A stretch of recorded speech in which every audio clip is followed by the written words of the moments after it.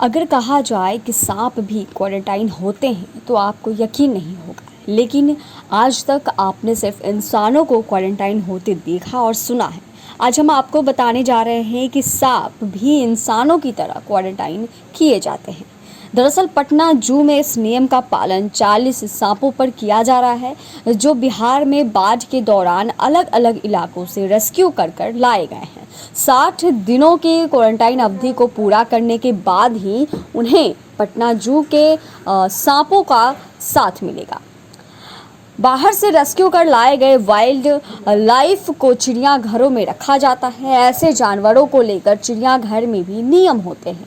इसका पालन हर wild life के आने पर किया जाता है। सांप काफ़ी ज़्यादा सेंसिटिव होते हैं, इस कारण से स्टैंडर्ड ऑपरेटिंग प्रोसीजर यानी कि एसओपी का पालन बारीकी से किया जाता है। पटना जू के स्नैक विंग्स के इंचार्ज मदन का कहना है कि जू में पहले से मौजूद सांपों को कोई संक्रमण ना हो, इसके लिए बिहार से रेस्क्यू कर आने वाले सांपों से उन्हें अलग रखा जाता है।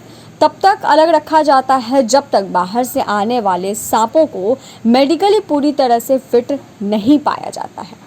इसी बीच हम आपको बता दें, पटना जू के स्नैक इंचार्ज मदन का ये भी कहना है कि बिहार में बाढ़ के दौरान 40 से अधिक सांप रेस्क्यू कर जू में लाए गए हैं। इससे कुछ चोटिल मिले और कुछ संक्रमित मिले हैं। बाहर से आने वाले सांपों का पहले मेडिकल चेकअप किया जाता है। चोटिल और संक्रमित सांपों का पहले इलाज किया जाता है और फिर उनके बनाए गए अलग कैब में रखा जाता है, जहां उन्हें निगरानी में रखा जाता है और खाने में चिकन दिया जाता है, जिससे वह तेजी से रिकवरी कर जाए। इस दौरान समय समय पर मेडिकल चेकअप भी होता है। मदन का कहना है कि नाग, अजगर, कोबरा, व्हाइट स्नेक के साथ रसेल, वाइपर व अन्य सांपों की प्रजातियां हैं, जिन्हें जू में पुराने सांपों से अलग रखा गया है। वह क्वारंटाइन के 60 दिन का समय पूरा कर रहे हैं। जू में पुराने लगभग 50 सांप हैं। क्वारंटाइन की अवधि पूरी करने के बाद जू के पुराने सांपों के साथ बाहर से आए सांप को रखकर उनका बिहेवियर देखा जाएगा।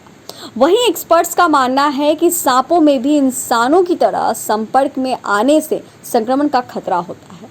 बाहरी सांप खुले में घूमता है, इस कारण से उसे संक्रमण का खतरा अधिक होता है।